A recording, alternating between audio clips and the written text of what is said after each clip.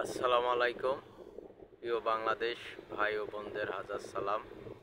এবং আমাদের বাংলাদেশের পরিস্থিতি যে এতটা খারাপ রাজনীতি নিয়ে আমরা আগে কখনো ভাবি নাই। বাংলাদেশে আমি দেখতেছি আমার বয়সে হাসিনা, বেগম খালেদা জিয়া, এরশাদ যেই সরকারি আসছে সেই সরকারি সেনাবাহিনীদের ওপর অত্যাচার করছে এবং পুলিশ সেনাবাহিনী সব ভাই বোনেরা তারা সরকারের গোলাম হয়ে যায়। এবং আমি আশা করি যারা সেনাবাহিনী ডিফেন্সে যারা চাকরি করে তারা সবাই তাদের নিজের নিজ নিজ অবস্থায় থাকুক। কোনো সরকার দলীয় রাজনীতির প্রধান কারোর কথা যেন তারা না শুনে।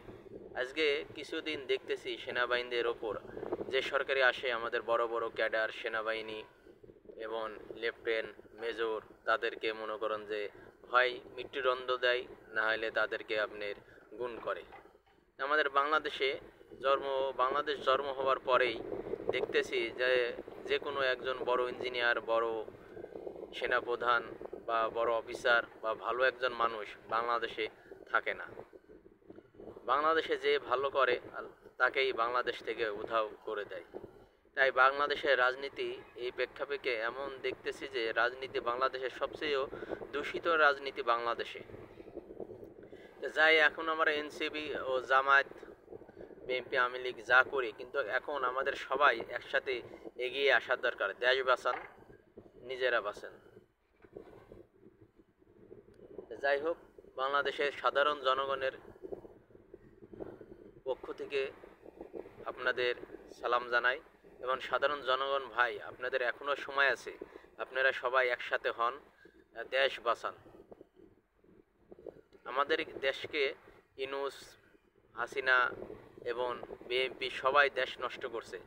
জামাত ইসলাম আমরা ভালো মনে করতাম, জামাত ইসলাম এই সময় আমাদের বাংলাদেশে যা করছে, এই দুর্গা পূজার সময় যে অবস্থা করছে, তারাতে ইসলাম নষ্ট করে দিয়েছে। তাই আমাদের মুসলমান হিসাবে ও বাংলাদেশের নাগরিক হিসাবে আমাদের দেশ রক্ষা করার জন্য আমাদের সবাইকে এগিয়ে আসা দরকার।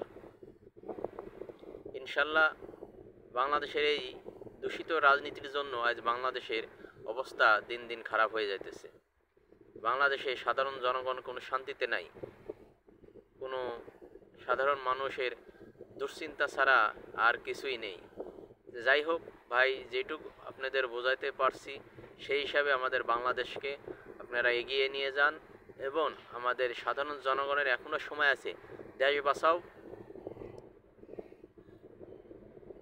দেশ বাঁচাও, সবাই একসাথে এগিয়ে দেশের জন্য কাজ করো। এবং রাজনীতি কিছু ও ভণ্ড ও নেতার কারণে আজ বাংলাদেশের এই অবস্থা। তাই আমাদের একটাই স্লোগান সবার কাছে, দেশ বাঁচাও, সবাই ভালো থাকি, সবাই একসাথে বাংলাদেশকে সুন্দর একটা ভবিষ্যৎ বাংলাদেশ গড়ব ইনশাল্লাহ।